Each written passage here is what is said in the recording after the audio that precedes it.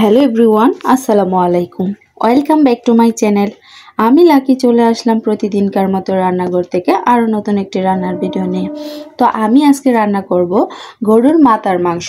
সাধারণত গরুর মাথাতে তো মাংস তেমন বেশি একটা থাকে না, হাড্ডি মাংস মিলিয়েই থাকে, হাড্ডিই বেশি থাকে। তো অনেকেই আবার মাংসর থেকে হাড্ডিটা বেশি পছন্দ করেন, বিশেষ করে আমার হাজব্যান্ড, উনি মাংস থেকে মাংসের হাড্ডিগুলো বেশি পছন্দ করেন খেতে।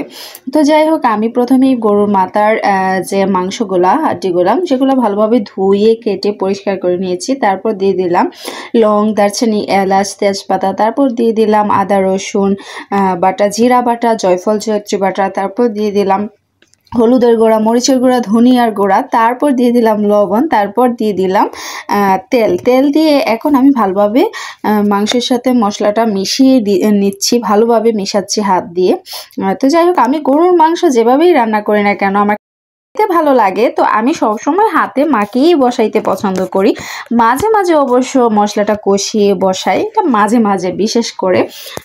তো যাই হোক, আমি এখন ভালোভাবে ঢাকনা দিয়ে ঢেকে দিলাম মশলাটা কষিয়ে পানি দিয়ে।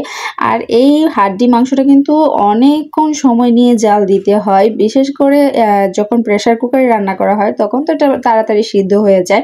আর যখন চুলাতে রান্না করা হয় গ্যাসে, তখন অনেকটা সময় লাগে। তো যাই হোক, আমি অনেকটা সময় নিয়ে ধীরে সুস্থে আস্তে তারপরে রান্না করেছি। এখন আমি পানিটা পুরোপুরিভাবে শুকিয়ে নিলাম এবং কষিয়ে নিচ্ছি ভালোভাবে। দেখে নিশ্চয়ই বুঝতে পারতেছেন আমার প্রায় পানি শুকানো শেষ, মাংসের মধ্যে তেলও বেশি উঠতেছে, কষানো প্রায় কাছাকাছি হয়ে গেছে আর কি। তো যাই হোক, আমি জয়ফল জয়ত্রী বাটা দেওয়ার পরও মাংসটা আমার কম সিদ্ধ হয়েছিল। হাড্ডিগুলা মোটামুটি খেতে পারছি, ভালোই সিদ্ধ হয়েছে, মানে পরিপূর্ণ বা পারফেক্টভাবে সিদ্ধটা কম হয়েছে আর কি। প্রেসার কুকারে রান্না করলে যেরকম সিদ্ধ হয় আর কি, হ্যাঁ এরকম হয় নাই। তো যাই হোক, আমি কষানোর পরে আবারও পানি দিয়ে বসিয়ে দিলাম। দেখে নিশ্চয়ই বুঝতে পারতেছেন আমি আস্তে ধীরে জাল দিয়ে তারপরে সিদ্ধ করতেছি। এই তো আমার লাস্টে আমি গরম মশলা দিয়েছি, গুঁড়ো গরম মশলা সেটা দিয়েছি, সেটা অফ ক্যামেরায় আপনাদের সাথে শেয়ার করতে ভুলে গিয়েছি। আস্ত গোটা মশলার যে ফ্লেভার সেটা তো আছে, কিন্তু গুঁড়ো গরম মশলার যে ফ্লেভারটা সেটা কিন্তু জাস্ট অন্যরকম, ভালোই লাগে আমার কাছে। আর লাস্ট ফিনিশিংয়ে দিলে আরও সুন্দর একটা ফ্লেভার চলে আসে।